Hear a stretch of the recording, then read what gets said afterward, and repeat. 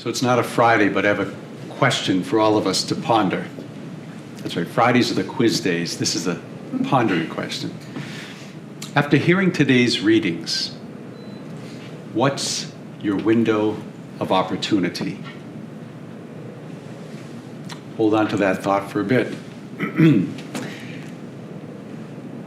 was telling Stephen, you've got to love the Old Testament, especially when we were talking about Jeremiah in the first reading.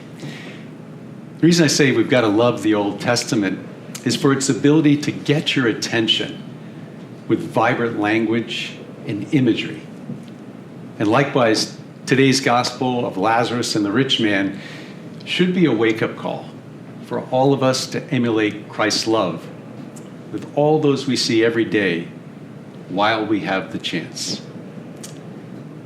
The prophet Jeremiah, he shares God's warning that we should not put our trust in man above God, that we should not seek strength in the flesh.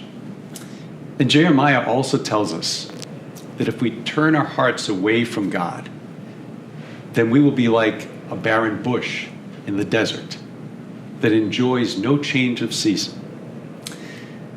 Well, as I thought about this imagery, I was reminded of trying to keep a flowering plant alive in these winter months.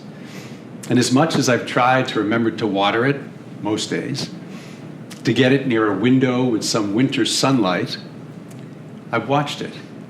It's going in the wrong direction. It's become like the barren bush in Jeremiah's first reading. That plant needs enough water and enough sunlight and pruning for it to flourish. Just like our souls need the light of Christ in Scripture and prayer, and the waters of baptism, and the grace of the sacraments of reconciliation and the Eucharist and confirmation. And for some, holy matrimony or the priesthood. For as we know, without daily encounter with God, our hearts can become like the rich man in the gospel. Albeit gradually, they can become cold. They can even become uncaring or self-absorbed, to the point of having what we need without a desire to help, to provide for those who that we see are suffering. People we see every day, and they are close to us. We may not dress in regal purple clothing. We may not dine sumptuously every day.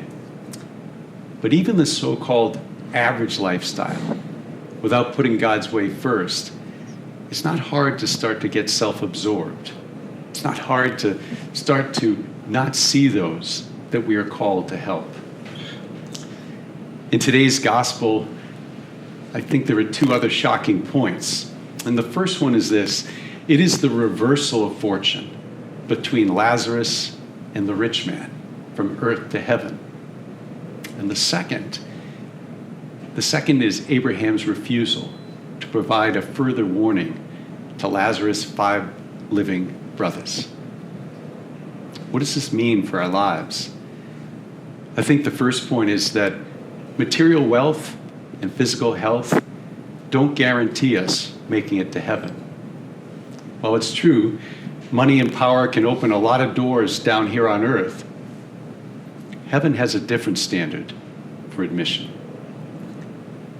And secondly, Abraham's refusal to send an additional message for Lazarus' brothers, that speaks to a finite window of opportunity. And it's a window of opportunity whose duration is known only to God. My brothers and sisters, Lent is our time to renew our trust in God, to recenter our lives on listening and serving Him and all those He brings into our lives. On some days, we have only a word of encouragement that we can offer, combined with a prayer. Other times, we can pass a $5 bill with the words, "God bless you." And other times, we can sit down for a cup of coffee and lend a sympathetic ear.